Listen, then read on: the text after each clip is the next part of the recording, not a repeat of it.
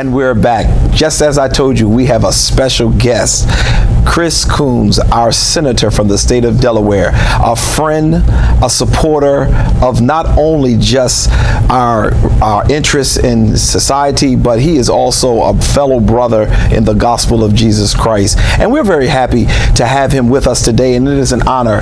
It is a privilege to have you, Chris, with us today.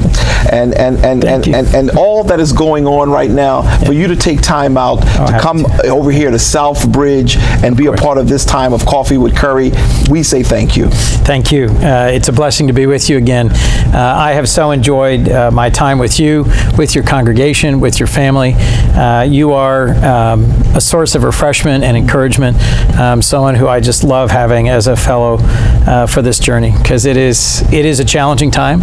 I think this is a time that's testing all of us in terms of our hope, our faith, our optimism, and I'd welcome a chance to hear from you as well about what it's like to pastor now in the midst of these three incredible crises happening at the same time. Yeah, and thank you. And at some point, I'm sure in our conversation today, we will certainly try to tag into those. But I want to say that during this season, you're absolutely right. So much is going on, and to have fellow brothers and sisters who are in the same hope that we are in is very refreshing.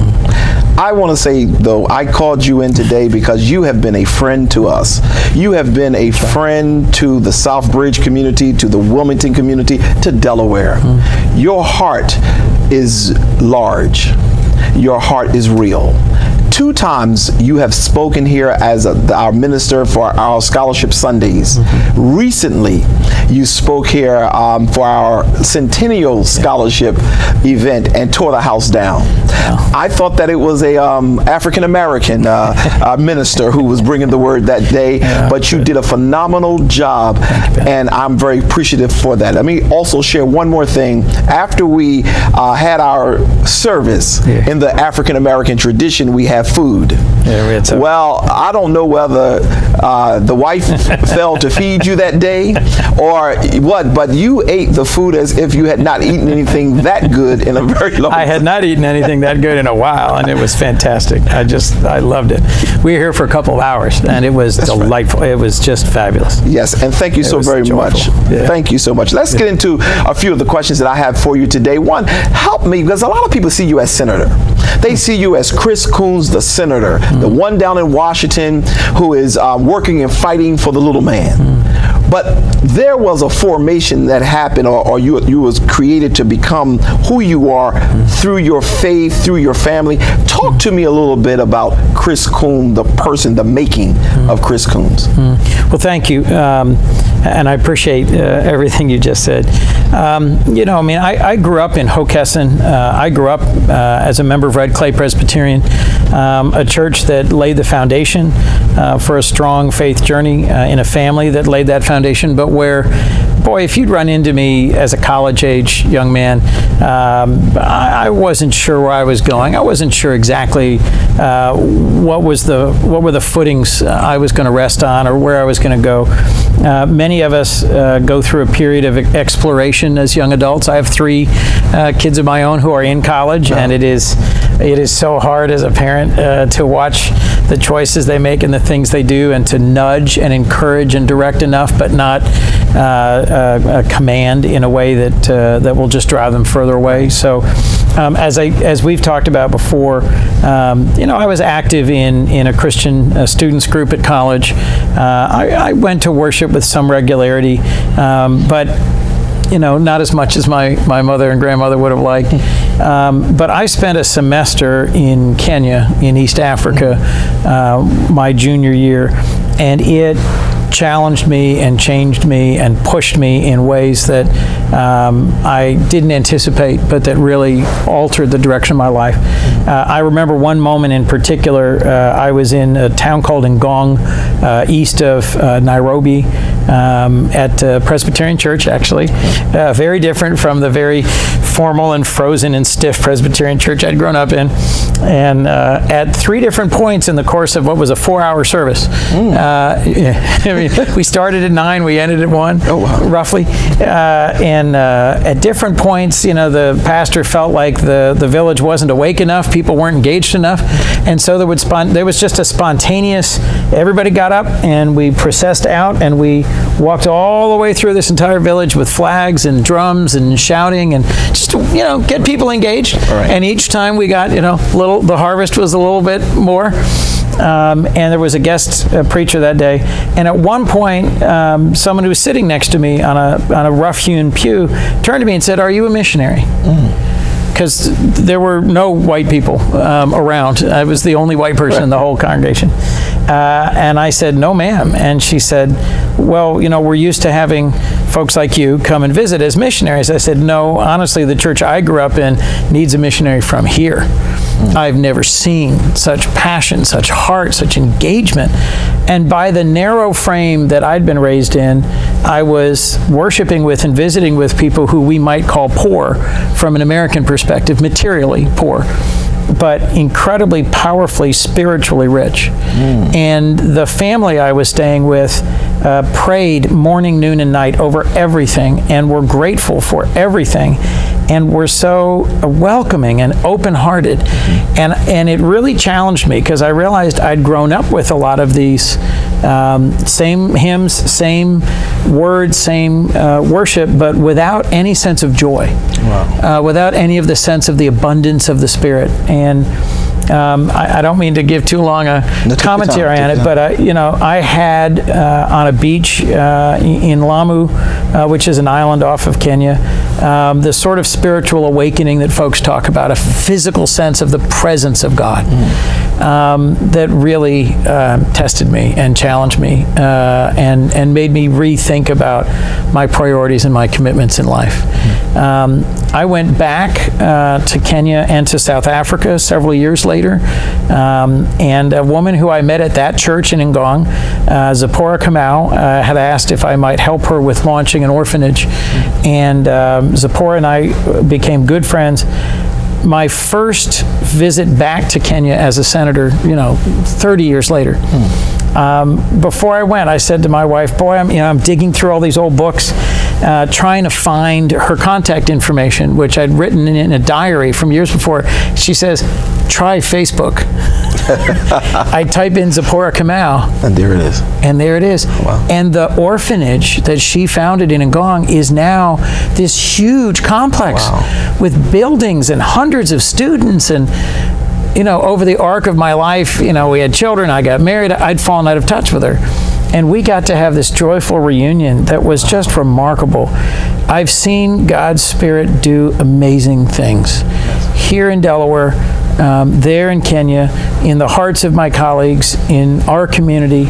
And it was only later as a parent that I really realized the ways in which my own parents had done quietly powerful things. My mom organized our church to welcome a refugee family from South Vietnam. This was 74, maybe 75, I guess, after the fall of Saigon, so maybe 75. Never talked about it. She didn't say, "Here's why I'm doing it." And my father, when I was quite young, I guess I was in early middle school, late elementary school, joined prison ministry and went to what was then DCC, is now Vaughn Correctional, and developed a relationship with a man who'd been convicted of murder and was serving a life sentence and was very withdrawn but very prayerful and very active in his faith. And my dad started bringing him home to our house for furlough weekends. He hadn't been out of prison in years. His own family had disowned him.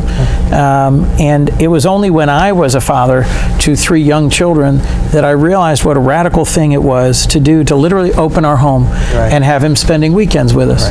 And that is scripturally based righteousness. It is taking risks for your faith that my parents never. They would be surprised. They were surprised when I started talking about this in recent years, because they just thought they were just sort of doing what you kind of ought to do. I have a friend, former senator named Jeff Flake. Yes. Jeff's LDS, Church of Latter-day Saints, what is commonly called Mormon. And I remember Jeff and I are exactly the same age, and he went to Zimbabwe on a Mormon mission. the first time he and I traveled back together, we've been to both Nairobi, to both Kenya and to Zimbabwe. And he's met Zipporah Kamau, and I've met the family that hosted him when he was a missionary. And I said to him, I just don't understand. How could you do this? How could you learn a foreign language, walk all over rural Zimbabwe, walk up to people's doors, knock on their door, and say, I want to talk to you about Jesus? And he looked at me, and with all sincerity, he said, but if you've read the Gospels, and if you know that that is the single greatest gift you could ever give someone, how can you not? Yes. And I suddenly went, huh. So I've had these moments that, echo through my life, and that test and challenge me. My wife is Catholic. I'm Protestant. Choosing to proceed to get married together in the Catholic Church was quite something for me as a person who feels the significance of the Reformation and for whom the doctrines of our churches don't really align. But as I prayed over it, I'll get emotional. I kept saying, help me understand your will, help me see your path here. And I got this clear as day message, which was, you are fixating on where you're going to be 3 days. The day you're married, the day your children are confirmed, and the day you're buried. You're fixating on those 3 days. I've put in front of you someone who is righteous and who is faithful and who is meant to be with you all the other days. Quit the passage, I think it's in Romans, where there's a cloth that descends and he says, eat. He was saying, quit getting so fixated upon the form. Pay attention to the substance.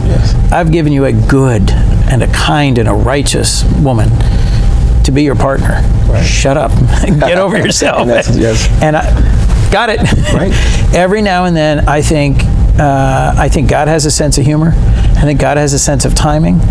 I don't mean to be blasphemous in suggesting I know God's will, but at least in my life, there have been moments when I feel like he's just like banging on the glass going, are you watching this show? Are you paying any attention? And I try to have a sense of humility about ever saying that I have certainty about God's will for me, let alone my family, let alone our nation. But there are moments that I think it's so clear in Scripture, in the way that he moves through history. And I look forward to talking with you about that a little bit more. Yeah, and as you sorry were for that long answer. No, that was an excellent opportunity for me to even know Chris Coons better. I thought being with you the 2 or 3 times that we were together in worship, because you even did something that was really unique, and I'm gonna remind you of it. When I had to preach a funeral of one of our firefighters who had been slain in fire, and you said, Pastor, you called me and said, is this appropriate for this event? And I said, the Senator of the United States is calling me, but that speaks to your heart for the gospel. Want to be in the right place. God says in Jeremiah 29, he says, I know the thoughts I have for you. When you were going through the whole trajectory of your wife and how you were just living for the 3, God has a plan for our lives, and what he wants us to do is trust him. When you were talking about the Matthew passage, I believe you was in the zone of don't take care of, he says, don't worry about tomorrow. Know that I'm taking care of you today. He'll deal with the ravens and he'll take care of all that good stuff, but he wanted us to trust him, and it seems like you're doing it. People don't get a chance to see this. They don't get a chance to understand that even though you're in Washington with a lot of the scum that's there, I don't mean to use that word. A lot of the mess. I apologize. A lot of the mess. But with all of that's going on there, that it is your faith that drives you and keep you moving in the right direction, and we're appreciative to that. And I wanted to open up our time of conversation by talking about the man. What got you to where you are? You're not one who walks in front of a church and hold up a Bible and say, I'm a Christian. You've lived the life. I'm trying. Faith without you're living. So I'll put the ing on it. You're living the life, and none of us are perfect. The only person who is perfect is God, and that's why we continue to look to Him for grace and for mercy. This has been certainly refreshing for me. As a matter of fact, you took away all of my questions, because not that you did it on purpose, but you did it because I got so engulfed in what you were sharing. And I want the people of Ezion Fair, of the community, of all of our social media platforms, to know that Chris Coons is bigger than a senator. Especially those who believe and are believers. He's bigger than his title. He is a man of God, not saying that he is God, because we're not going that route. His humility will not even allow him to even think that way. But it's important that they understand that in you, we're getting more than a politician or a quote unquote a public servant. And we're very appreciative to that. Before we go to break, I just wanted to share with you that here at Ezion Fair, we have a lot of friends. And your heart for the African American community, I now, today, discovered where it came from. You didn't just read about something in the history books. No. You lived that life, and you were able to identify. When you said from 9 until 1, I said that was an African American church. I said that was the black church, because that's what we do. And we are very charismatic. You've been in our services, but we are very appreciative. Listen, I want to take a moment and take a break, and we're going to come back. And when we come back, we're going to talk about Chris Coons, the senator, and we're going to talk a little bit about what he's been doing down there in Washington and what's going on down there as we return from this station identification. We'll be right back.